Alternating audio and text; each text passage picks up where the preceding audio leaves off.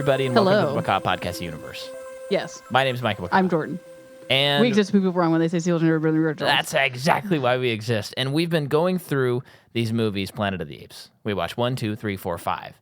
And then in 2001, they said, you liked 1968's Planet of the Apes, but we're going to do it again. With the twisted mind, twisted imagination of Tim Burton. So what else could we do but bring on the twisted imagination of Jeremy Eden? Jeremy Eden returns to the pod. Hello, Jeremy.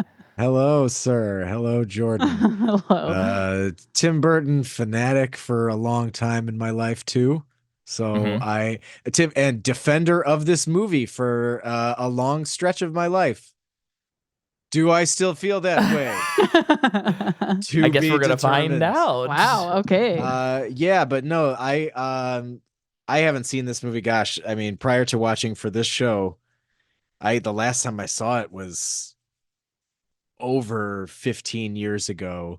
I remember doing a big Tim Burton watch through of his whole filmography up to that point.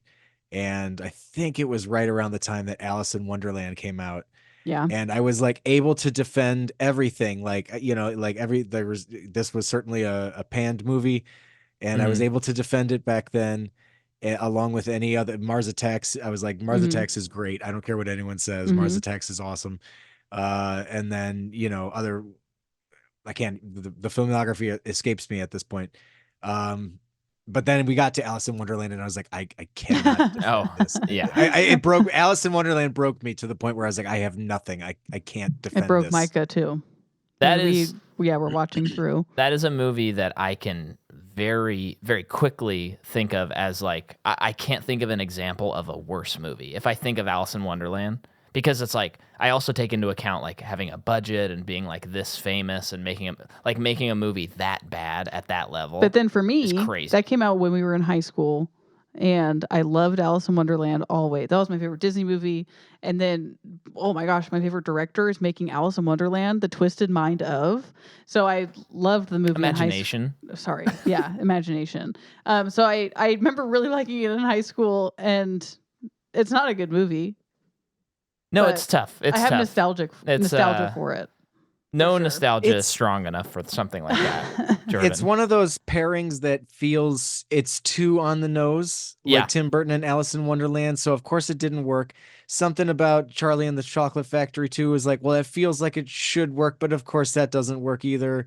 And then, you know, Alice in Wonderland, there's just, it's amazing that Wednesday worked because you just got to keep him away from don't put the Tim Burton spin on anything, just don't do it anymore. Just let him create his own thing or go back to Beetlejuice. But the weird thing is, he can't, when it hits. I mean, we have him to thank for Batman, so. Right. I'm saying. But now you're saying now. From the point of this movie forward. Yes, this is a good demarcation point. Spin on something doesn't work. True. Well, anymore. And to put it into perspective, I wanted to hit you with his last. So we have covered on the show Batman and Batman Returns. Yeah. After Batman Returns, he goes on to make Ed Wood, a movie in which the first time I saw it, I thought, this is boring. It's terrible. I watched it a second time and I was like, I love this. This is fantastic. One of his best, actually, I would say. Then he makes Mars Attacks, which I didn't love, but I kind of get the love for it. And I wonder what a rewatch would do for that. It's a wacky movie. I think a rewatch, it's the perfect amount of it's almost the perfect amount of stupid in a Tim Burton movie. Yeah. And then he does Sleepy Hollow. Right before this one. Yes. Okay. And that's that movie I think is fine. But it's got a lot of cool sets and stuff. There's enough cool that I'm still there on the Burton train. Yeah. Then he makes this movie. Uh-huh. And then he will make Big Fish, which Big Fish is good. Yeah. Oh, one of my favorites. That's a great movie. That is a 90 over 90 title for sure. That'll eventually be something we cover on our show. Yeah. But he makes this movie, and I was relieved to find, because, we've talked about Burton a lot on this podcast, and I do love Tim Burton, but he can be, it's weird to love someone so much and truly hate a lot of the stuff that they've made.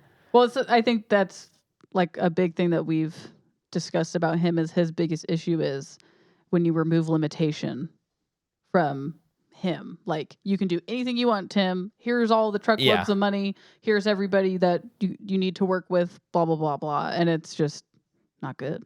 Yeah, it's like he doesn't have anything to say when that happens. And so this movie is one of those movies, I think. I've seen this before when we were going through and watching every Tim Burton movie, much like you. And I was like, oh my gosh, this is one of the more boring movies I've ever seen. And I hated it so much. And I had got it from this place called swapadvd.com.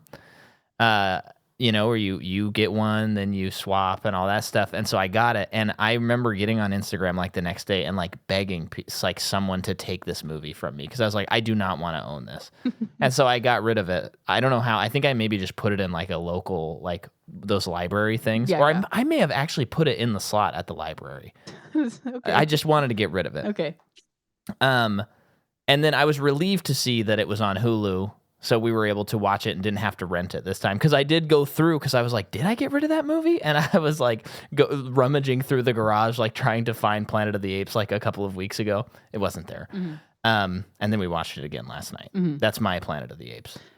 Same, minus that. The rummaging? Yeah, minus the rummaging and the manic depositing parts? at the library. But pretty much the same. So, Jeremy, what is your experience with the franchise Planet of the Apes? I'm curious. Minimal, honestly. I remember our dad showing us the original movie when we were younger. Mm-hmm. Probably circa 10 years old or something like that. And being like, okay, it's fine, we were too young to appreciate it as a classic. Yeah. But it was also, I remember not hating it. We did watch the entirety of the movie.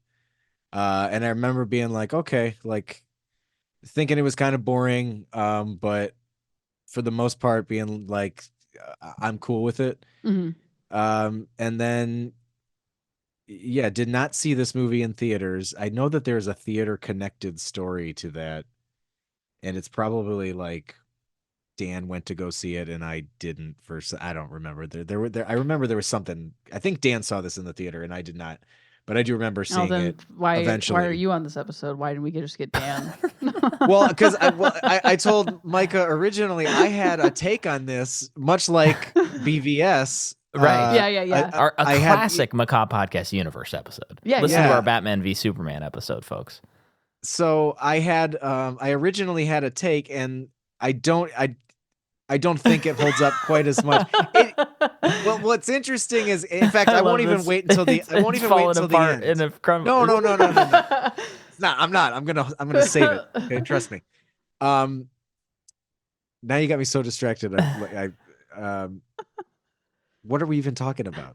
Your first experience, I guess. Yeah. Right? No, my take. Oh, yeah. It's like, what the fuck are we talking about for a second?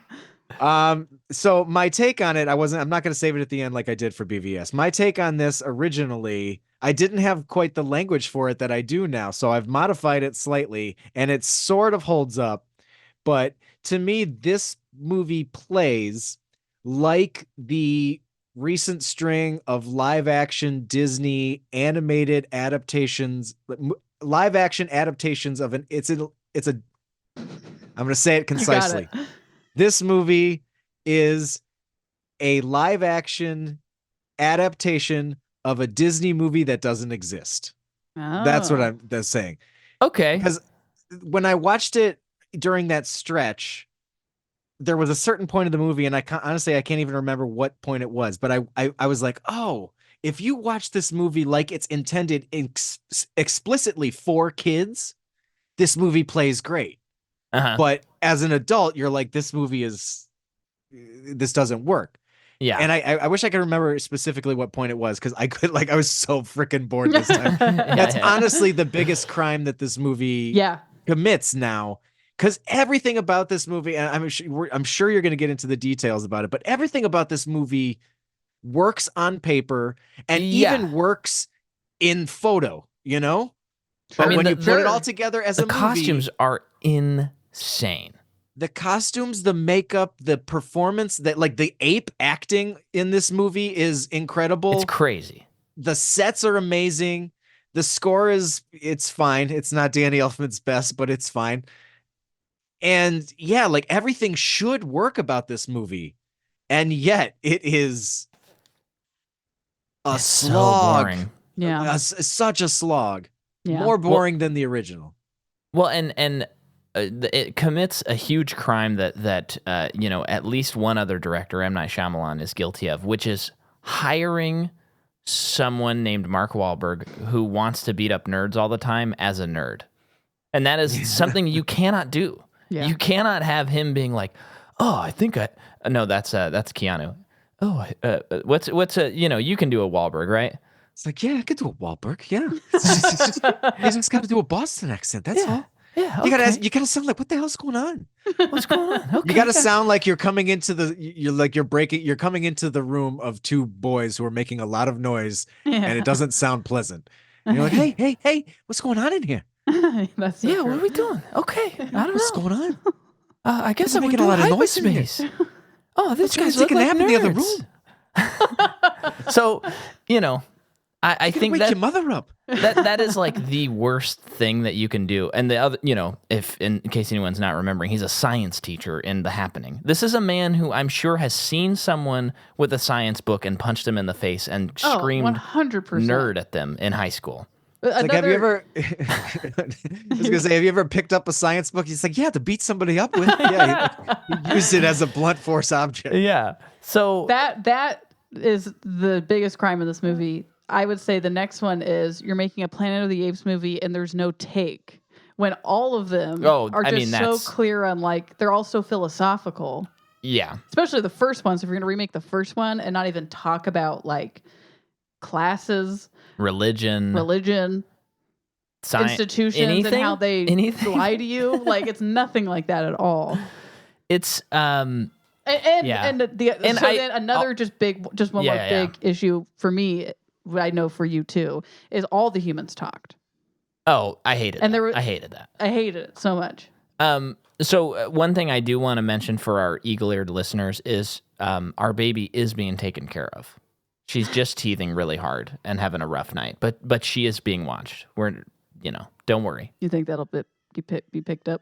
I think it definitely will be picked up. I'm hearing it pretty clearly in my headphones, and I think Jeremy is hearing it as well. So, you know what? I do, and to me, the sound of a crying baby is just like soothing music. White noise. It no longer stands out to me as something like, that needs to stop. I'm just like, oh yeah, that'll eventually stop on its own. That baby's alive. She's doing fine. She's doing great. Fine. So let me kind of get into some of the production, because this is going to unlock the movie in a lot of ways. I was kind of happy that though this is a hated movie, after reading about the production, I don't think Tim Burton is to blame for what we got. Okay. So there's some things he's to blame for. Okay. But I mean the ultimate product, there's anyway, we'll get into it. We'll get there. We have to go through the drafts of other movies that were almost made that all sound 100% more exciting than this movie. So the screenplay is by William Broyles Jr., who did Apollo 13 and Castaway. Lawrence Connor, who did some Sopranos, Star Trek VI, The Undiscovered Country, and his partner, Mark Rosenthal. The cinematography is by Philip Rossellette, who is a Burton guy, a David Yates guy, and a Guy Ritchie guy. He's a guy. He's a guy. Music is by Danny Elfman. The movie comes out in July of 2001. Forgot to get the actual date, but that's okay. July 2001. A $100 million budget. It makes $180 in the U.S., makes $362 worldwide. That's a hit. Yeah. But here's what happened. Adam Rifkin is a director, and he makes this movie called Never Tuesday. And Fox goes up to him, and they go, "What do you want to do?" And he says, "I love Planet of the Apes, 1968. I want to make a sequel to the first movie." Interesting. So instead of Beneath the Planet of the Apes, he would do that. Oh, they were doing that way back then still? Yeah. I forgot. I thought that was a more recent trend. Well, I don't know if anyone actually did it, but someone had the idea to do it. The desire, yeah, maybe we're like, people aren't ready for that. We can't do a sequel to a movie that's got 5 other movies. July 27th, by the way. July 27th. Thank you so much. Yeah. So here's what's cool about this movie. It was going to be, the apes were now at the Roman Empire era. Okay. And it was going to be a sword and sandals Planet of the Apes movie. Yeah, sure. Love it. I want to see it. Yeah. Let's see. Yeah, and it got fast-tracked. Rick Baker was hired for prosthetic makeup. Danny Elfman was apparently going to compose.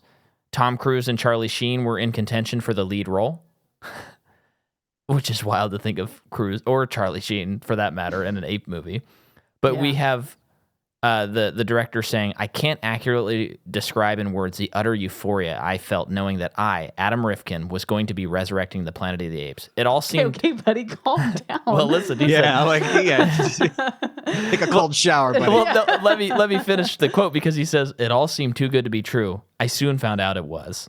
Okay. New executives come in. Okay. And they go, rewrite this. He leaves over creative differences. Okay. Because it's not happening. Then another ape story comes into the fray. Now, I'm glad it didn't happen because of what we will get, but I'm sad this didn't happen because this is also cool. Peter Jackson and Fran Walsh pitch a Apes in the Renaissance story.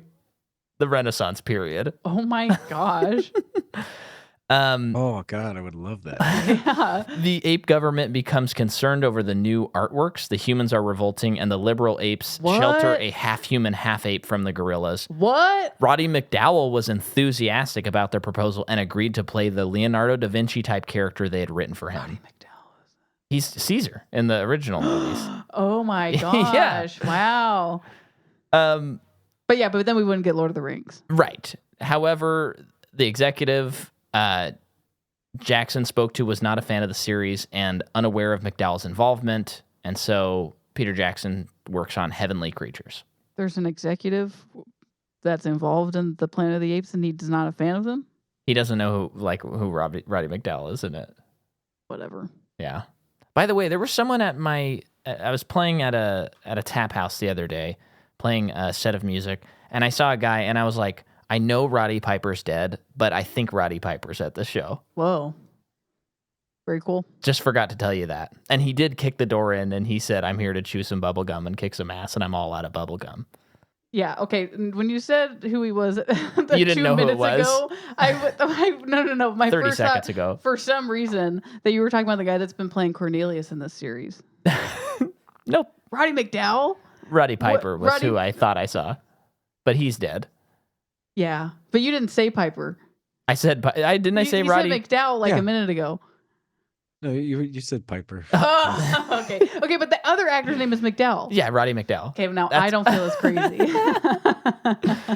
It was the Roddy connection. Yeah. And I just knew I had to tell you. I just forgot. And he just kind of stared off at me with like those dead eyes that also... Like in Sunny? Yeah, a little bit like that. Like, my kids... Just staring. Okay. But that movie does not come to fruition. And so in 93, who do you talk to in 93 about a Planet of the Apes movie? Oliver Stone, of course. Oh, okay. And he said this movie was, he brought on Terry Hayes to write it, and it was called Return of the Planet of the Apes. No, just Return of the Apes. And it was set in the near future. A plague is making humans extinct. Geneticist Will Robinson discovers the plague is a genetic time bomb embedded in the Stone Age. He time travels with a pregnant colleague named Billy Ray Diamond to a time when Paleolithic humans were at war for the future of the planet with highly evolved apes. That's a lot. Oh, I'm not done. The ape's supreme commander is a gorilla named Drac. Robinson and Billy Ray discover a young human girl named Eve, pronounced Eve, to be the next step in evolution. It is revealed that it was the apes that created the virus to destroy the human race. They protect her from the virus, thus ensuring the survival of the human race. 102,000 years later, Billy Ray gives birth to a baby boy named Adam. Okay, that one sounds maybe worse than this one. Ooh, that's a lot. It sounds loaded. Yeah. maybe the guy who's like conspiracy theorist extraordinaire is not the guy to make a Planet of the Apes movie. So then in 94, that script is floating around, and Arnold Schwarzenegger's like, right on, I'm ready to be in this movie. Okay. And Don Murphy, who's an executive at Fox. I'm just imagining like Arnold Schwarzenegger just trying to, because it's like, the original movie, they learn that it's basically that they're in America, like it's literally the Statue of Liberty, and just to be Arnold like, you're man the axe. Yeah, well, assuming he would give the exact same speech at the end, the same lines. You blow it up. You damn dirty apes. Just thinking paws off me. So Don Murphy says that Terry wrote a Terminator and Fox wanted the Flintstones. And that's part of why this project starts falling apart. He's got a serious, intense movie, and Fox keeps asking them to add things. So Dylan Sellers, another Fox exec, talks to Murphy, and he says, what if Robinson, a character in the movie, finds himself in Ape Land and the apes are trying to play... Land? Yeah, that's what he says. This is a quote. What if Robinson finds himself in Ape Land and the apes are trying to play baseball, but they're missing one element, like the pitcher or something? Sellers continues, Robinson knows what they're missing out, and he shows them, and they all start playing. Stop it. And then, oh my God, the inspirational coach movie with apes? That'd be great, too. I'm for that. You guys could think that's ridiculous. I would be all for it. Somebody lands there, they're just like, they're a bunch of apes, and then they just accept it. And they're just like, what's my role, coach? All right. They do Play the job. Take them to the championship. Like, why are they playing in the first place if they don't have like a pitcher? Like what is this movie? The executive says that's for you to figure out. Well, but here's the thing. Sellers refused to give up his baseball scene, and when Hayes turned in the next script, Sans Baseball, Sellers fired him. Oh my God. And so, you know what? Smart move, too. How dare you take out the baseball element? That's the best part. It's like changing the title of Snakes on a Plane. What are you doing? So, that part falls apart. And then all these, it keeps changing hands, and eventually it gets to Chris Columbus. Okay. That makes sense. It does, yeah. And Murphy, the director, one of the producers, said, after they got rid of us, that batch of people, they brought on Chris Columbus. Then I heard they did tests of ape skiing, which didn't make much sense. So Columbus brings on Sam Hamm, who writes this script. An ape astronaut from another planet crash landing in New York Harbor, launching a virus that will make human beings extinct. Dr. Susan Landis, who worked for the CDC, and Alexander Troy, an Area 51 scientist, used the ape spacecraft to return to the virus planet of origin, hoping to find an antidote. They find an urban environment where apes armed with heavy weapons hunt humans. The main villain was Lord Zaius, in contrast to Dr. Zaius. Lord Zaius was very cruel to the humans. Landis and Troy discover the antidote and return to Earth, only to find in their 74-year absence, the apes have taken over the planet. The Statue of Liberty, once proud porcelain features, have been crudely chiseled into the grotesque likeness of a great grinning ape. Okay, that's better than this movie. Yeah, is that what happened in this movie then? No. Did they? Oh, with the Abraham Lincoln thing? Did the apes carve that out of Abraham Lincoln? Is that? No, that's not my interpretation. Same. Okay. Well, we're gonna do probably 2.5 hours on the last 4 shots of this movie because I have a lot of questions. So then Columbus drops out. He makes Jingle All the Way. I'm sorry. I find that very interesting that Columbus brings in Sam Hamm, and that this eventually, because Sam Hamm wrote Batman and Batman Returns, or at least Batman. Okay. Oh, I forget that. So I just find that interesting. That, it wasn't a Tim Burton connection. Yeah. Yeah. But he drops out and makes Jingle All the Way. Roland Emmerich is going to make it now. And then they start talking to Cameron. Cameron's filming Titanic. Titanic becomes a huge hit. He doesn't make it. He's king of the world. Michael Bay turns it down. Peter Jackson turns it down a second time. And then William Broyles Jr. writes a script that Burton reads, and he's like, this is cool. I kind of want to make this.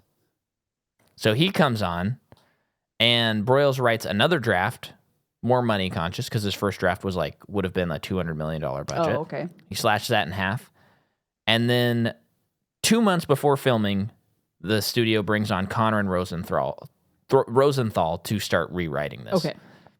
2 months before filming. So that's tough. One possible ending was that he would crash land at a Yankees game, so you'd get the baseball. All for it. But here's where it starts going bad. Fox, the baseball announcer in the box. I love the image in my head right now. I don't know. If yeah.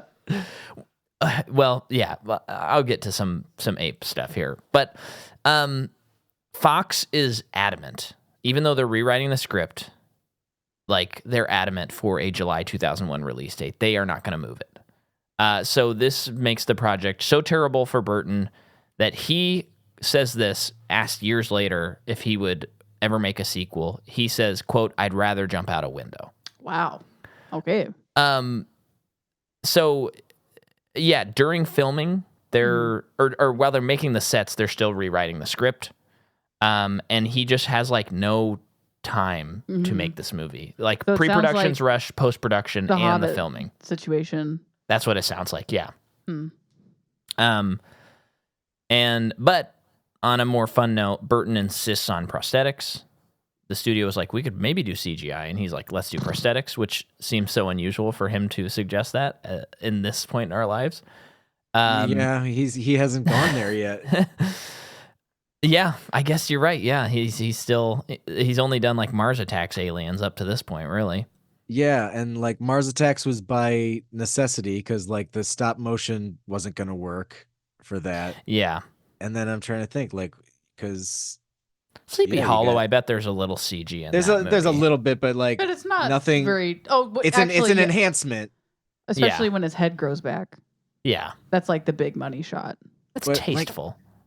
Honestly, it's like I think it's Charlie and the Chocolate Factory where he really starts to get into the more CG stuff. And I was watching that recently with my kids. I was like, not to divert too much, but like I watched, thank God, Willy Wonka and the Chocolate Factory first. Oh, Yeah. Jack loved it. Good. And then, well, he loved the Chocolate Factory part. He did not want to watch anything before they got to the factory, so I just skipped right to it. And then I put on it's a common problem with the movie. Not a problem. And then I put on the Tim Burton one just because like I'm desperate for new content in the house, like even if it is rewatching Charlie and the Chocolate Factory, and he loved that too. But then I was watching that, I was like, oh my God, this is like a CG mess with like when Violet turns into the blueberry, like it just looks terrible. But so I think that's when it really starts to go off hill. Yeah. Hey, you might be right. Because I think Big Fish has a fair amount of CG, but you're in this weird fantasy that it does work. Any of the CG I can remember works, but I also think it's mostly practical stuff. Yeah, like just the important enhancement. stuff is practical. You know, like it's with Charlie and the Chocolate Factory that the important stuff becomes CG as opposed to a practical effect. Because he could have done Violet practically, and it would have been interesting. But I mean, they've done it once before. Yeah. What? It didn't happen. Sorry, but then take that tangent. No, please. Just a couple more things. The makeup took did I already say this? No. 2 to 4.5 hours to put on and 1 hour to remove. Jeez. The actors attended ape school. Okay. To learn how to be like the apes. And it shows. Yeah. This is his last movie with Lisa Marie. And I believe it's his first with Helena Bonham Carter. Okay. And he does a quick old switcheroo. In classic Tim Burton fashion. And then around Dark Shadows, I think he does switcheroo too. Eva Green. Yep. It's so interesting how that for some directors it's so obvious. Yeah. Those things. Because the only other one I can think of right now is Quentin Tarantino and Feet, which I think he needs us to know that. Yeah. But I just find it funny that Tim Burton always trades sideways. It's not like, it's always just like, that seems like a very lateral move. Like, but okay. Like, it's, But HBC just felt like the perfect combo. You know, he's trading down for Eva, especially as far as acting goes. Well, Because one is good at acting and the other one isn't. That's my point, Jeremy. Yeah, you're right. You're right. One of them's good in Casino Royale and that's it, and the other one's good in almost everything, but maybe sometimes just a little too weird for the project. You know, we're big HBC heads. You know, that's why we call her HBC instead of Helen. Yeah, I get it. Hey. Although she's not very good in this. I honestly, I don't know what the fuck she's doing in this movie. Yeah. She is doing some weird stuff in this movie. Like everyone else, when I said it shows on everyone but her. I do not know what her choices are. Yeah, I would agree with that for sure. It's very odd. I also feel like her makeup looked the worst out of everyone's. Yeah. And I don't really know why. Or like what the thought process was and the design. I don't know what. Yeah. But she did not look as good. Yeah, I mean, arguably they make her look prettier than the other, like, sure, but like, you know, like that's debatable. I guess it's still like heavy ape makeup. You can't even like figure out the sentence because it doesn't make any sense. Yeah, and just move on. No, it is weird. I think they are trying to. I think there is something to that because they try to do a love triangle in this movie, which is one of the more inexplicable things maybe I've ever seen. Stupid. It's like I've said this before. There's like so many movies wherein they shoehorn some type of love subplot that I'm just like, you don't need to do like. It's such a fallback so often in movies where there's like this romantic subplot that most of the time is just like, you could do fine without this. This is completely unnecessary. People are not here for the love triangle. No. Yeah. No. It's not so but so. I think it's HBC's performance that kind of gave me it's like, oh yeah, this is like a performance for children. Like it's very big for a kid. I guess, you know. Yeah. Oh man. Well, speaking of that, why don't you tell us about these actors, Jordan? Oh yeah, I forgot. I gotta look at that. Oh my gosh, you forgot your Whoops, one I'm looking at job. Never on Tuesday, the movie you talked about forever ago. Did it look good? Yeah. Okay. I don't know. I mean, people know who Mark Wahlberg is. Come on. Okay. I mean, he just did a quick guest appearance on the pod, so we've covered Tim Roth and Hulk. That's true. Have we covered HBC before? Terminator, Harry Potter, Terminator, and Harry Potter. Yeah. Yeah. Oh, duh. Michael Clark Duncan. I don't think so. No. We're still waiting for them to make 2 more sequels to Green Mile. Well, he's gone, so that's not gonna happen. But yeah, Green Mile, Greener Mile, and Greenest Mile. It's sitting right there, producers. He's also in Sin City, Armageddon. So many things. Talladega Nights, Whole 9 Yards, 2 great movies that he's in. He's awesome. It's a shame we lost him. Yeah, he was great. Oh wow! I realized I had something on my mic and I turned it off, and now it's fixed. Great, cool. That's where I've been today. Didn't even check the mic situation. Paul Giamatti. I don't think we've talked about. Paul Giamatti in this movie. I don't know if I've seen a more Giamatti performance, and this is a man who's full of Giamatti performances. I think I would agree with that. It is unbelievable what they let him do in this movie. He looked so good, though. He looked great. He looked great. I don't think there is anyone more appropriate to play a disgusting orangutan than Paul Giamatti. He's pitch perfect. Now, do you have a Giamatti? I have multiple Giamattis.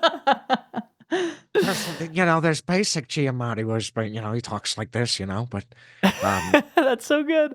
There's also, I was listening. I've been going through my old episodes too, just scrubbing them for things that I need to remove for the future. And have you guys ever seen the movie Shoot 'Em Up? No. It's this ridiculous action movie from like 2007 or something like that. And Clive Owen is like the main character. Oh, yeah. One of those like Crank style, like high energy, like, Mountain Dew extreme type of action movie. Yeah. And he's got this performance in there that feels like he's doing like a version of Jeff Goldblum meets like William Shatner, and it's like he's got this delivery that's very dramatic and and like insane. I did it. I fell into it so much in the episode that like I started on the way home. I was just talking to myself for no reason at all. Like, Paul Giamatti's rhythm is just, oh, I see we're here at a red light. Are we going to stop now?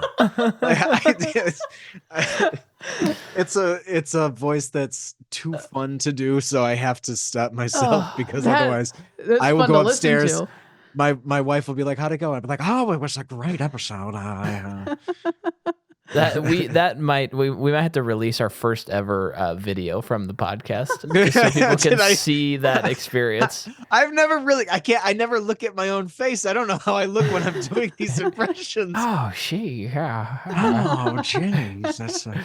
There's a lot of jaw work when you're working Giamatti. Oh my gosh, so much.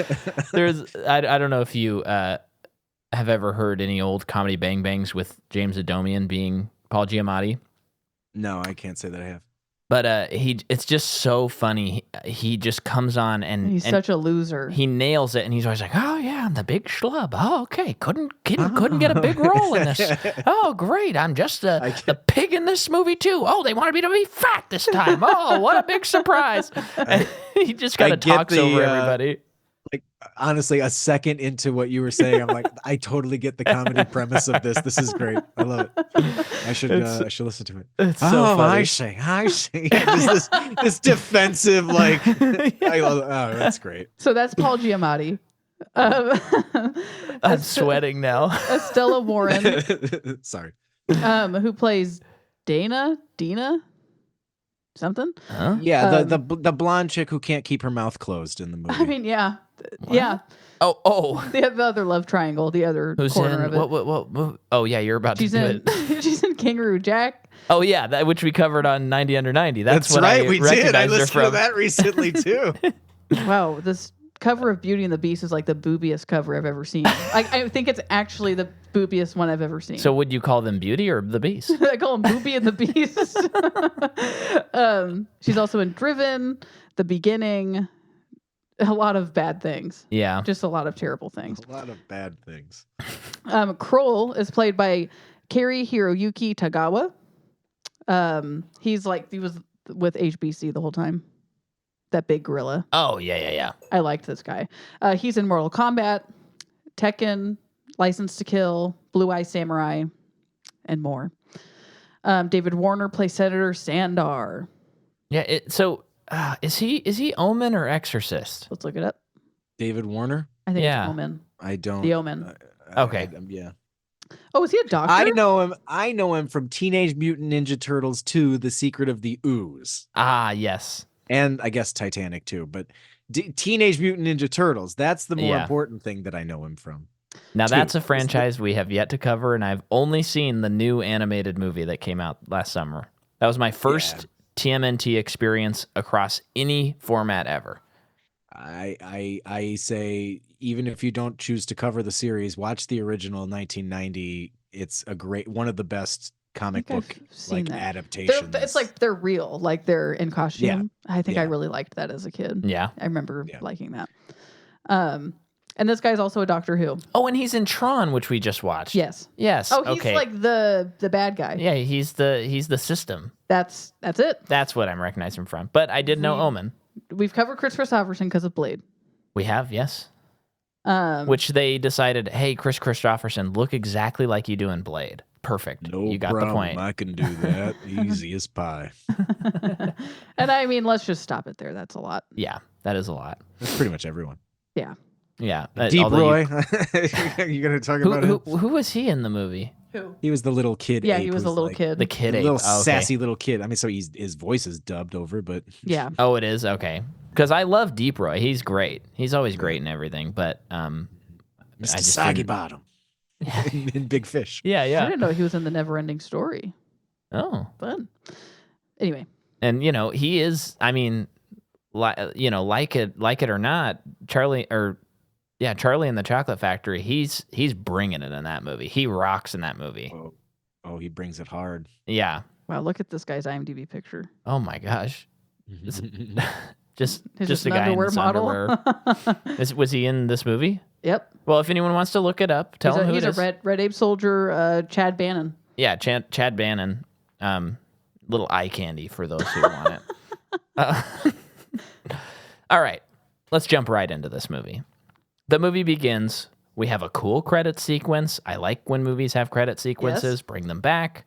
Tim Burton trademark. I don't know if I can't remember if I've watched any recent Tim Burton movies, but you didn't see 2018's Dumbo? I did, but only once, and I don't remember the opening. I don't remember if there were opening credits, but I don't remember either. I saw that movie, and I think I had Movie Pass back then, and so I still have never seen that movie. I had fun watching it because it was free. I think that's my last one too. I think that's the only one you haven't seen. Yeah. It's not. I mean, compared to Bad Burton, it's like the best of the Bad Burtons. But yeah, I just don't want to watch it. It's also boring, you know. And it's kind of like, why am I not just watching the animated movie? Which well, that's any live action thing. Yeah. So that happens, and then we're introduced to a space station, and this movie falls into a classic remake issue, where we, the audience, you didn't decide to tell a new story. It's a remake, so we, the audience, know what happens in the movie. And there's plenty of good remakes. I'm not advocating for no remakes. That's not what I'm saying. What I'm saying is don't spend all of your time on the parts of the remake that aren't interesting to us. Mm-hmm. So, like, the first movie just starts, they crash land within, like, 2 minutes. This movie spends, like, 10 minutes of them, like, too long, establishing the space station, and there's all these apes in it. And I do get that they have to establish the apes are there. But you're spending all of this time, and it's like, yeah, we know. Get to the apes. Let's go. Yeah. There's been 5 Planet of the Apes movies. We know that there's a Planet of Apes. I want to see the Planet of the Apes. Yeah. And of course, what they should have done, even if they're remaking the movie, at least just change the setting. Like, make it like they go there and it's like 80s New York or something like that. Like, just change the setting, and you could have like the same script and it'd at least be something different for us to look at. Mm-hmm. Instead of just nicer sets than 1968, but the same idea. Mm-hmm. Yeah, but see, in 2001, the whole idea is just like, but look, do you know what the tree houses would look like if Tim Burton drew them? That's so true, though. Yeah, like that's all it is. That's so true. I mean, what if apes in Gotham City? You know? Yeah.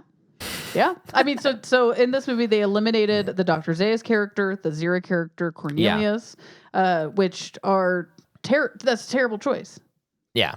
Even if you wanted to go like new characters, new route or something, I just feel like if you're going to do a remake, the element from the first one that's so interesting is you have apes studying and dissecting and trying to learn from humans that they have enslaved and have turned into pets. Mm-hmm. And they're savages. Yeah. And then you get one that's smart that can talk. And this is just like, no, all the humans can talk. Yeah, and and there's no one studying them. It's just apes are just ruling them. I don't. It's like so black and white. Yeah, and you know, I think like the big problem with this movie is it has like nothing to say about, like, you're adapting the original movie, even though it says like based on the novel. Like there's that relationship, and it's not like saying anything about the 1968 movie. It's not saying anything about the novel. It's just it's stuck between like we do want to be an original movie, but we don't have like enough faith in this premise or something, or we want to like start a new franchise, but with like the same plot, just with a couple of differences. They didn't even. I just don't even get what they were attempting to do with this story. But they didn't even like. I feel like something that could have been easy is the beginning of this movie when we're introduced to Mark Wahlberg and how they treat apes. Where they're like training them, and you know he like tricks the ape, like there's nothing in his hand, and he's like, "Oh, I'm training him," and she's like, "No, you're teasing him." And then that there's no like, not that there necessarily needs to be all the time, but like there's no payoff to that later, where like he's on the ape, where he's in the Planet of the Apes, and they're doing something like that to humans, right? To see that, like, I don't know, history repeats itself or whatever you want to say. You know what I mean? Yeah. Well, and Go ahead. All the humans are, you know, enslaved in this. So the movie doesn't have the guts to do any kind of slavery story, though. It is just kind of like a slave escape story. But like, I with my limited knowledge of Planet of the Apes, I understood even in 2001, like, no, this movie requires a certain amount of philosophical parallel. Like that's what like this is like the definition of science fiction, you know, like that's what you have to do. Exactly. So this movie doesn't know what it wants to say. It doesn't really have anything to say that's deep about it, you know. It is just, it's Mark Wahlberg who gets there, is just like, I want to leave, and that's it. Like the whole time it's like 2 hours of like, I gotta go. Well, and you would think, you know, like at the very least it's not the most unanimously philosophical as the previous 5 movies, but you would think like at least Tim Burton would take an angle of like, what if you're an outsider? Yeah, like his most like classic all of thing, his movies, you know, and it's like, you're an outsider, but it's like, no, you're also like these other humans that are here. Yeah. And it's like, what if make that change? He's the only human and they've never seen one before or something like that. I don't know. Like there's so many things you could do. First, I mean, a baseball game, but they don't have a pitcher, for example. No, the poetic answer is you get like, you hire Mark Wahlberg because he is a hard ass guy who's should be like kind of a jerk, and treats the apes when he arrives like jerks, and then realizes the apes are more human than he is. Oh, Story. there's your movie. Easy. Boom. Yeah, that's it. And then he learns a lesson. He goes back and he's more gentle to the chimp that he sends in and then maybe because of that or not because of that, the future doesn't happen. You know, humans prevail or something. Whatever I also think they're like, this is going to be, you know, Planet of the Apes alternate world, you know, series. Here we go. Yeah, the producers are just like, they're just like, yeah. But the tree houses are gonna look cool if Tim Burton draws them. Just give him a piece of paper and a pencil. Have we done that yet? So why are we wasting time with pre-production? He's an artist. He should just draw it. Do it on set. It's fine. So I do want to point out that they literally, I think Apple owes Tim Burton money or something, because AirPods are what they drive. Those chips are they are AirPods. They're like the exact shape. It's crazy. But okay, so there's some wormhole situation, and they send Pericles, the chimp, out there. Yeah. He gets lost, and they're like, we're not going to send another one out. We're not going to waste another ship, which that's a whole other thing where humans don't like, this human doesn't even value the life of a chimp, and they don't even do anything there with it. Yeah. But then Mark Wahlberg's like, well, I'm going to go save him. And then he also gets caught in the wormhole. Finally, we're on the planet. Yeah. And then he runs into a gorilla who says, take your hand off me, you damn dirty human. Yeah. Which is the opposite of the first movie. Yeah, we get that. A classic trope that I love that they do. Jeremy doesn't mind. Oh, okay. That's good. I really don't mind that. No, you can hate it. I'm going to defend. I'm going to root for the underdog in that situation. I don't mind the slightest bit of the couple slight bits of fan service that this movie actually has. Yeah, I suppose, I mean, in a movie that this bare thin, it gives you something. I think it's fan service done well, honestly. Like, I don't know, when you're using a quote that's like, a lot of times those quotes are just kind of like thrown in there, and they don't always contextually work the same way. So if you're flipping it on its head, you know, there's another use for it. And then Charlton Heston. Yeah, that's fun. Yeah, that's fun. And he looks like an ape too. And you know that Charlton Heston had to sit through 4 hours of makeup too. Well, so just to jump to that really quick. Charlton Heston. When we were watching it last night, he gives his whole speech monologue thing, and I joked and said, it's so crazy that they got Charlton Heston to sit under makeup for this. And Micah said, really, it's him. And I was like, oh, I'm joking. I don't think he'd do that. Yeah, I didn't recognize him because he wasn't doing his knowledge. That's my one word impression I can do. Knowledge. I don't have a Charlton Heston. Yeah, that's it. I can't do any other words, but he says that so much in the first Ape movie, and I just nailed it. And now it's locked in. That's my only impression. But yeah, they got this guy to sit under makeup, a guy that's like 7 years from death. Yeah. Crazy. That's crazy. I did read that Tim Roth was upset to work with him because I guess he's a big NRA guy. Charlton Heston is? Yeah. Oh, okay. And then he's the president or something like that. Oh, wow. Oh, was he? Oh, okay. Yeah.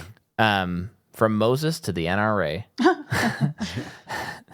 But he, and I think even since then he said, like, I wouldn't have done the movie if I knew I was going to work with him.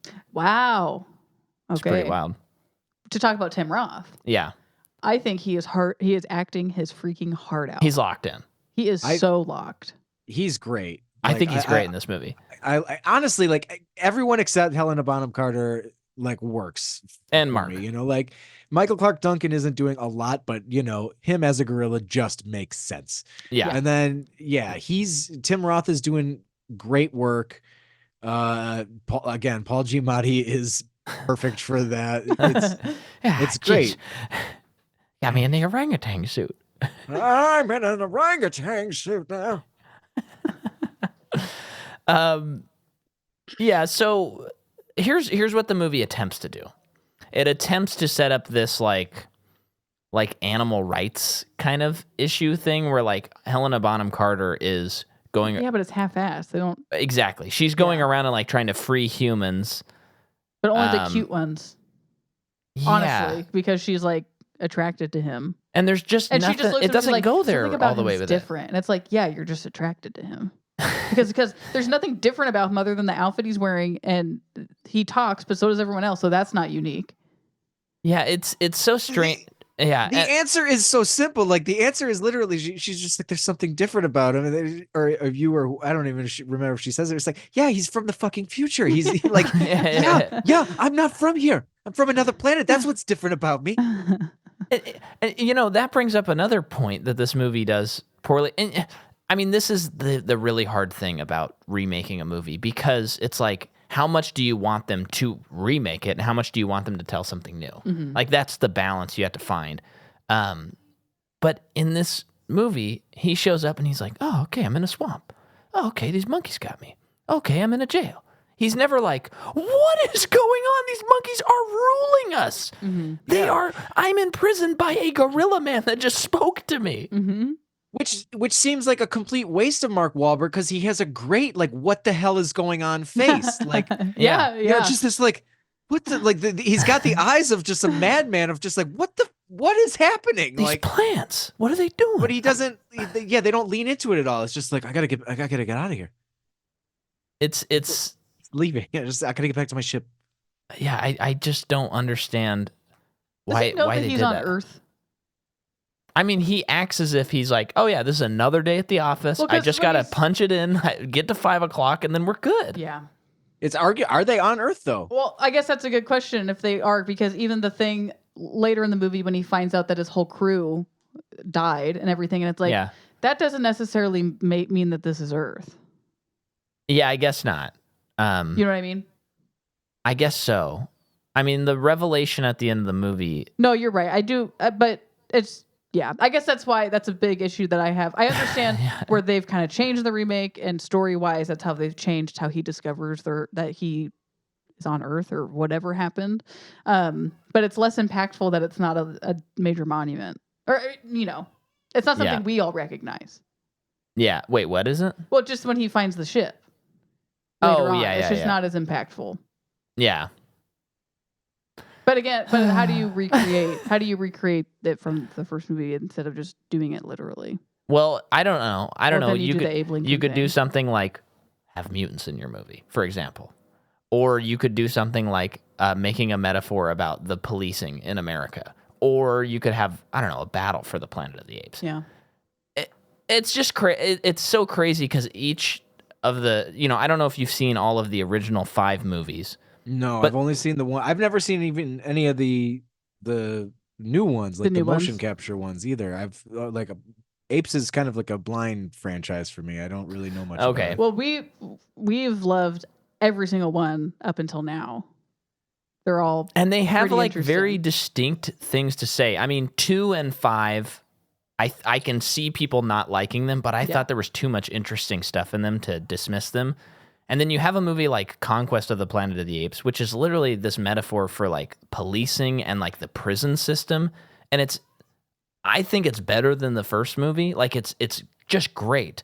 And so when you see that potential, and then you get to this, and it's like, yeah, we're kind of doing this animal rights thing, but not all the way. And then we're kind of doing this. Design some stuff, We're doing this Messiah complex thing later in the movie, but we don't do anything with that. And what the hell do you want from us? Tim Burton is going to draw the tree houses. I'm sick of having this conversation, guys. Enough said. Okay, so I mean, they escape, right? There's a whole sequence where they're escaping. Sure. And there's like Christopherson stays. Yeah, there's a guy putting on a toupee. Oh yeah, that's a weird escaping montage. There's a mating ritual happening in one with Lisa Marie and the guy from Beetlejuice. Yeah.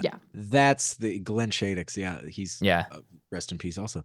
That's the thing you can blame Tim Burton for. Yeah. Like that weirdness right there is only Tim Burton weirdness. That's true. Yeah. That's true. Yeah. And it is one of the more interesting scenes of the movie. So he designed well, I guess that bed. It depends on how you bed. feel about it. Yeah. And the moves that she does. Yeah. So yeah, then they like, why'd you help me? Because you're not usual. They declare martial law. There's really not much to this plot. That's why I'm kind of just like skipping whole details because it's also just boring. Well, it's also about. Just it's a boring story, and it's just lame to me that Thade / Tim Roth is like cool name though. I'll give him that. I'll give him that. And Rhymes this with is Blade. Not a knock against the performance. It's not against the character. That he's just like always been into HBC and is like, I need you to be mine. I'm in love with you. Please, like, be with me. And it's like, we don't need to add this to it either. Yeah, that's another element that makes it feel like a kid. That's Gaston right there. Like, that's kids movie stuff. Yeah. Your take almost works, Jeremy. It almost works if it wasn't just so freaking boring. But then, like I said, like it's a live action Disney movie, and a lot of those are like, "What? This is boring." I saw Beauty and the Beast. When you said you had a take coming in, I was kind of like, I'm like excited to have you on, and I'm like, that's interesting. But as we're watching it, I'm like, Batman v Superman, as frustrating as that movie, is to me. Like, there's so many elements where I'm like, I see where you could have gone with that, though, or whatever. So when you brought your take to it, it's like, okay, that's cool. That does reframe the movie. That's interesting. Whereas this movie is just like, when you were talking about that you have a take, I'm like, I don't know if there's any take that could do it. So I do like the take. I do like the take, but it doesn't make it like, I'm going to watch it again to reframe it. Like BVS, it's not going to save the movie for you, but it could reframe a couple things. Oh man, that's so but like funny. I said, as I was watching it, I was just like, it doesn't. Doesn't. I must have been really desperate to defend that movie, just as a Tim Burton fan. Yeah. Have there been any movies like that, Jordan, for you where you were like, I love this movie unabashedly, and you defended it, and then you watched it later, and you were like, oh, this is bad. Oh, I'm sure. I just not off the top of my head. I don't know. I can't think of one either. And then every once in a while you think of a movie, it's like, I haven't seen that since I was a kid. Probably should keep it that way. Yeah. Have you ever seen The Frighteners with Michael J. Fox? No. It was, I think Peter Jackson directed it, honestly. That sounds right, yeah. From 1990. He plays like this guy who like can see ghosts and is like friends with a few ghosts, so he runs like this scam business where like the ghosts will go haunt people's house and then he'll go in and like expel them. And then it becomes this other thing. Where was I going with that? Because that's the movie for me, that another one where I'm like, I was such a big fan of that movie, and I was just like really excited one year to show my wife. I was like, no, you're gonna enjoy this. This is a cool movie. Like, we'll watch it for like around Halloween. And like 15 minutes in, she's just like falling asleep, and I'm just like, yeah, I get it. It's not working for me as much anymore. Yeah, I guess I would say probably Tim Burton's Alice in Wonderland, because when when I watched it with you, it was your first time, and I probably hadn't seen it since high school, and it was and you were probably like it's actually pretty good. Don't worry about it. But yeah, it'll be fun. There's colors and stuff and whatever. And it's not good. The one that pops into my head, and I'm still like, no, it's got to be good though. Was as a kid, we watched Harry and the Hendersons all the time. And so I was one time at my Aunt Robin's, and I think I was in high school, and we had like just bought the DVD, and I brought it up, and I'm like, oh, you haven't seen this? Because I just had like a stack of DVDs with me that I took anytime I went on vacation. It's you. And so I was like, oh, let's watch it. And as it was going on, like watching it with someone who hadn't seen it and was an adult, I was like, I remember it being like funnier than this. There's nothing more embarrassing. Yeah, I'd like to think that it's still good, but it probably just isn't a good movie. That's probably it. Yeah. I also was a fan of the movie as a kid, but I haven't seen that in probably at least 30 years. Well, show it to your kids and see what happens. Yeah. It's like, this is John Lithgow. He's doing some big stuff right now, isn't he? But what's the? Oh yeah, and here's the other question that I'm having trouble thinking of is what are some remakes that are good? Oh, A Star Is Born. Okay. Although I haven't seen the Dawn others, of the Dead remake is good. I've never seen it. I don't know. Okay. But are those Zack Snyder fans or are those normal people? Could be the James Gunn fans. Didn't he write that one? Oh, yeah. Oh, it's probably good.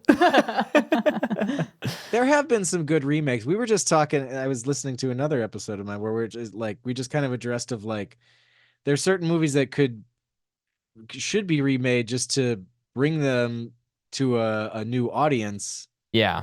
Who just won't watch a movie that's, over a certain age, but like you can argue why remake them. It's like, well, for that reason, so somebody can actually like experience the story. But that's a situation where you do want to like follow the original as closely as you can, even if it means repeating it. Like you're doing that for the benefit of a different audience. But yeah, I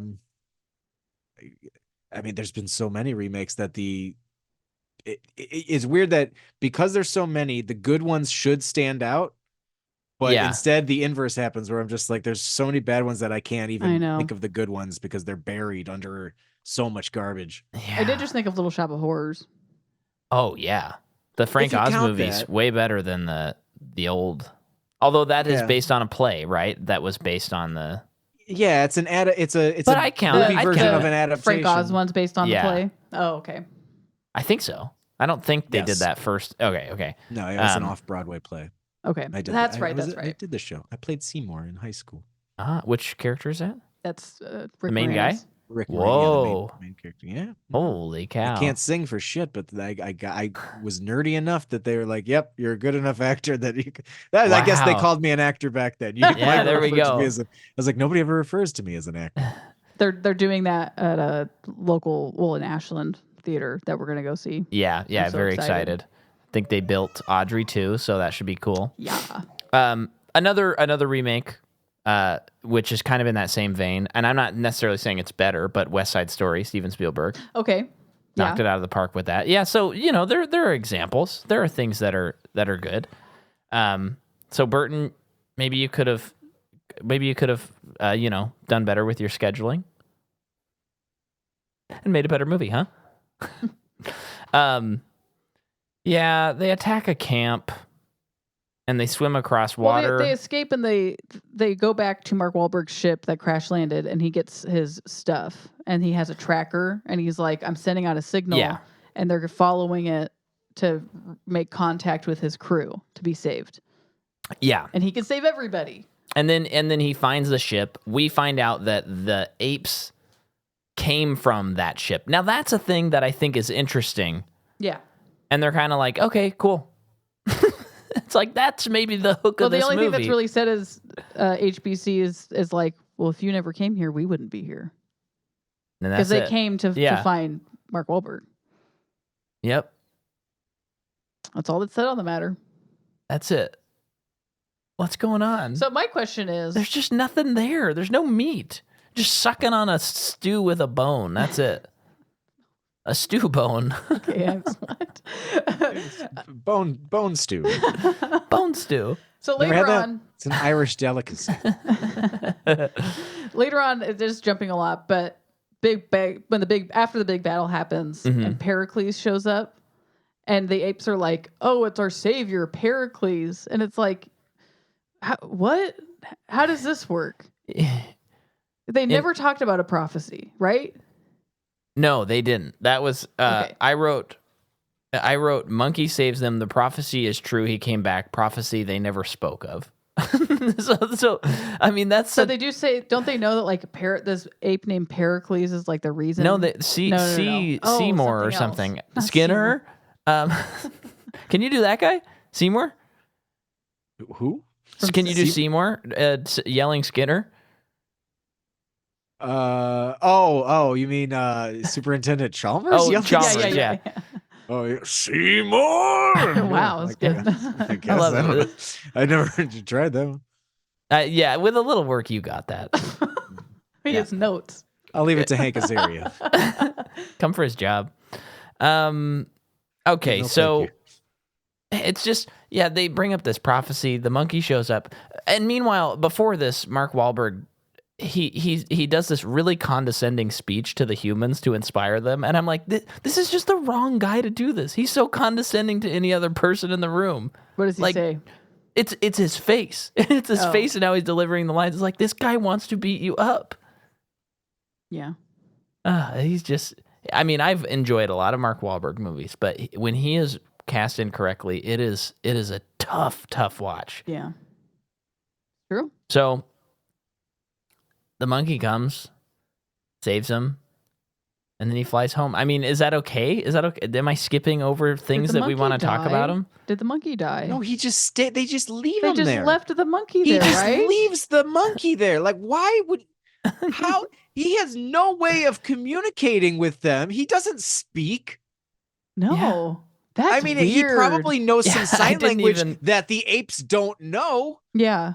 And he knows how to work the sequence on the AirPod, but like they don't have an AirPod. What is he gonna do there? I was baffled by that decision. Yeah, that makes no sense. Why is he why? How did he save you? What how is he the savior? It's really not him, it's the ship that saved, because yeah. It's just baffling. That's all I have to say before we get to the end. I think I've covered everything that I wanted to talk about before that, but I don't want to blow over anything that you two wanted to discuss. I'll just say that I'm sorry, I don't mean to jump in, the idea of this war that could happen, and then it's like just blow them all away with like a blowtorch, like Kevin McAllister them out of the. It's just like we could have seen a really epic battle, but I guess they couldn't get everybody. All the makeup didn't work for everybody. Yeah. But instead, just blast them. Yeah. It does. This movie does feel like during this time, you did have to have a big battle scene. Kind of like what we got in this movie. Yeah. But it's not well choreographed. And it's just a bunch of people with like foam things just hitting people. But I just felt like that's what you did back then. Yeah. Well, and later this year we will go to the Mines of Moria, and okay, wait. Helm's Deep will be a year later. But then, so you have all these humans who live in like other villages, presumably like hiding away from the apes, and we saw none of that kind of system and how that worked. And you have General Thade who wants to eradicate humans. Who's acting his heart out? Yes. We're not talking about Tim Roth. and we don't really see him like do any of that. He's just mean. Yeah, I suppose you're right. He doesn't really do anything evil in the movie. Well, he does kill those two gorillas. But yeah, man. But then what happens in this movie?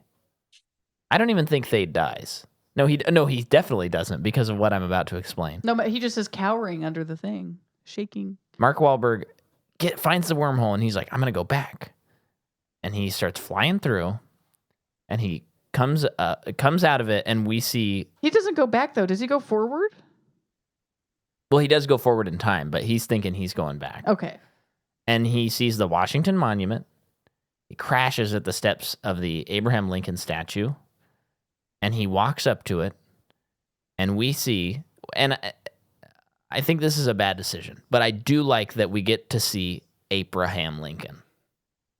And I'm not the first person to make that joke, but it's as we were talking last night about it, where it's like, I think someone just said the name Abraham Lincoln, and before anyone really thought further, they were like, that would be so cool.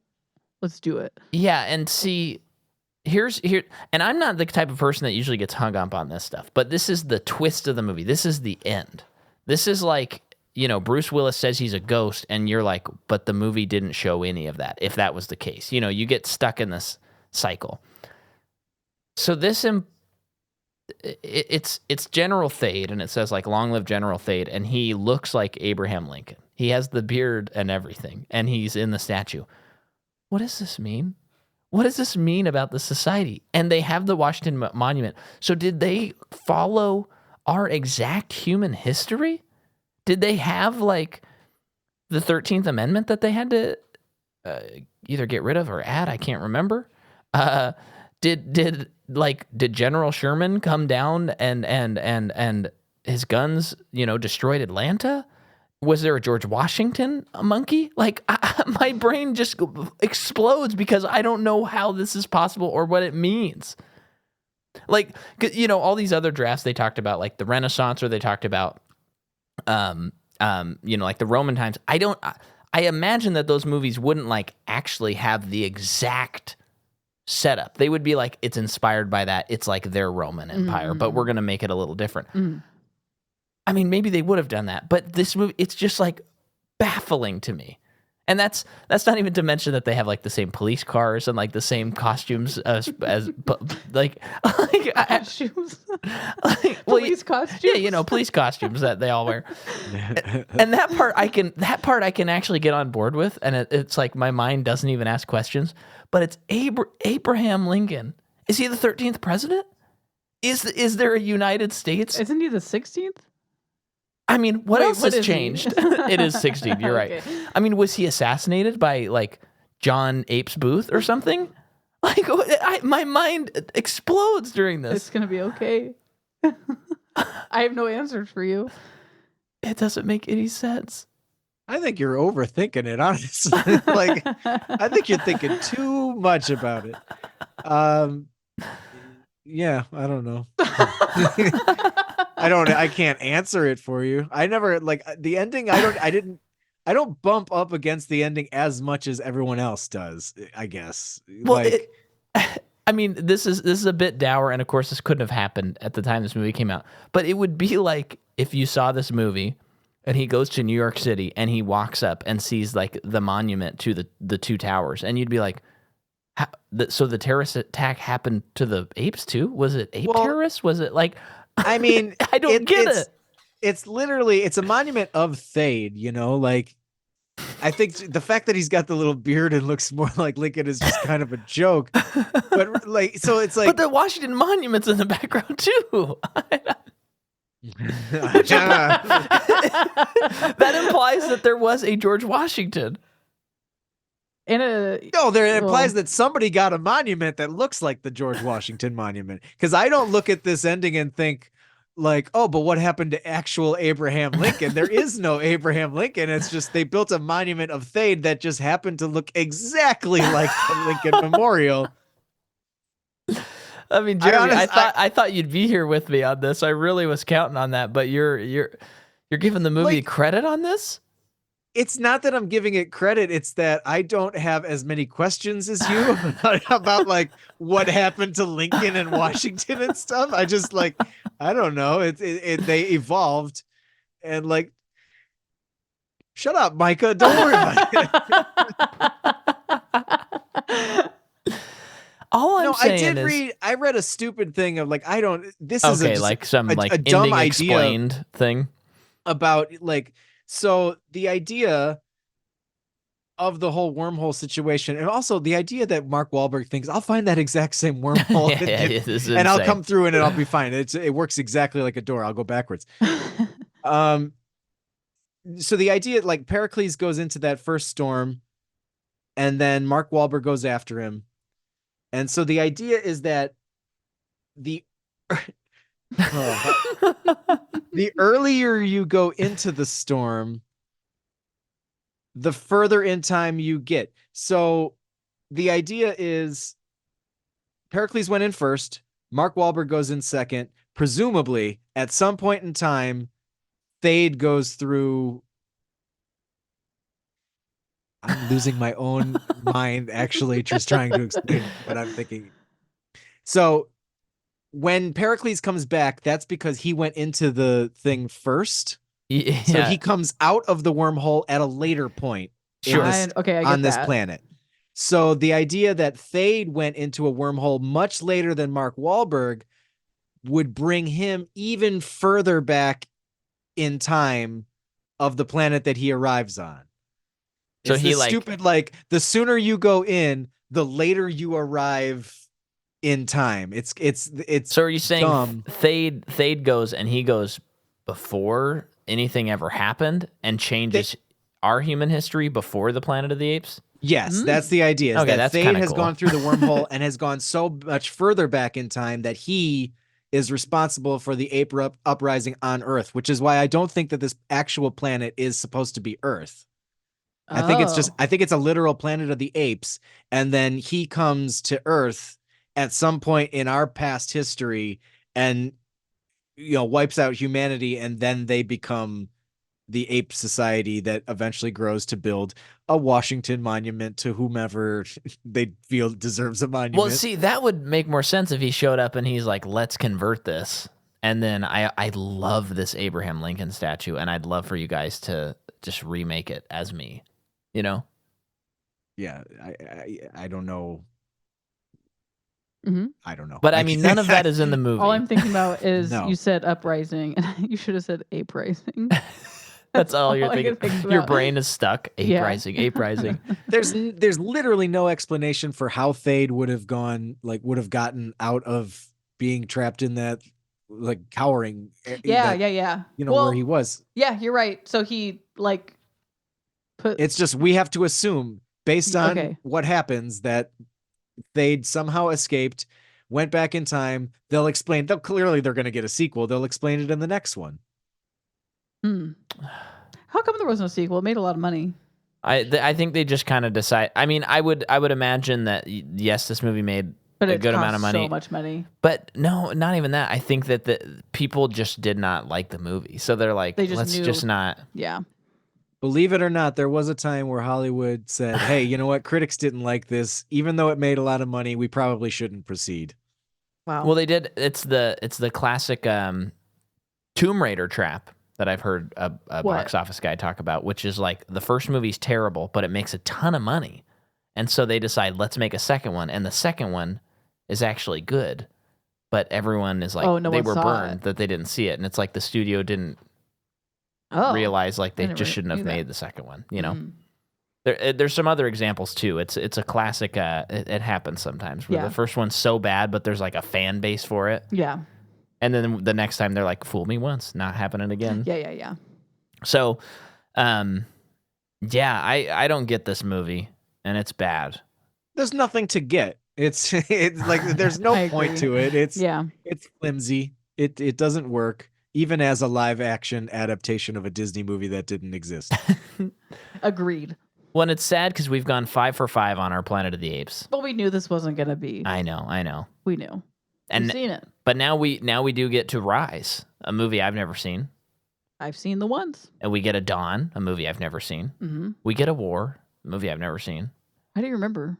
And then finally, we get to Kingdom. How do you remember the titles? Oh, I got these things locked down. You got Planet, Beneath, Escape, Conquest, Battle, Planet, Rise, Dawn, War. Now Kingdom. Name all the TV movies that they had from the old show that there was like a Planet of the Apes show. Yeah. And then they would just bundle episodes together and be like, it's a new movie. On TV. Oh, the good old days. So yeah, if we have nothing left on Planet of the Apes, Jeremy. No, got nothing. Then tell us what you want to plug while I look up our schedule. Oh gosh. We're not as active anymore, but monthly we release our 90 over 90 episodes on our original 90 under 90 feed. You can still get all of the old 90 under 90 episodes. They're all available for free. And they're all on there. And we started releasing all of our old Patreon content on the main feed. And so we are still continuing our over 90. We still just record it monthly. And starting in the month of May, I'm going to start releasing the backlog of those episodes. So that'll be, we'll have a new one and an old one every month, in addition to all the other stuff that I'm going to eventually put up there. Great. And Dan's got a movie that he's working on. I don't know when it'll be finished, but yeah, it'll be cool when it happens. For us, it's still the month of April when this episode comes out. And T2 Train Spotting is what you can download on Patreon, which I think we did an excellent job with that. Yeah. And then next week on Wednesday, we come out with our Blade Runner episode.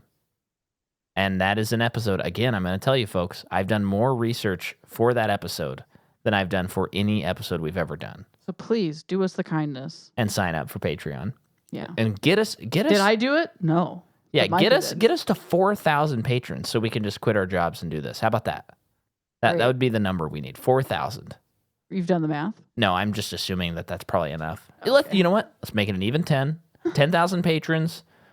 I know we don't even get that many listens an episode, but let's get 10,000 patrons and let's quit our jobs and let's hire Jeremy and Dan to host a podcast with us on Patreon. Great.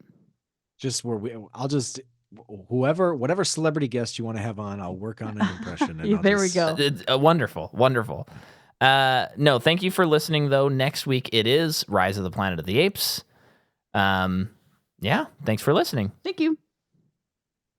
Can you give us a goodbye that Paul Giamatti would do? Hey, bye. Thanks for having me on. No, from Paul Giamatti, though. That's what I want. I started speaking to, which Paul Giamatti do you want? Maybe right, I'm gonna go shoot him up, Paul Giamatti. Yeah, shoot him up. Well, thank you so much for having me on the show, and I'd be happy to come back some other time. I got nothing, man. I love it. Thanks for listening, folks.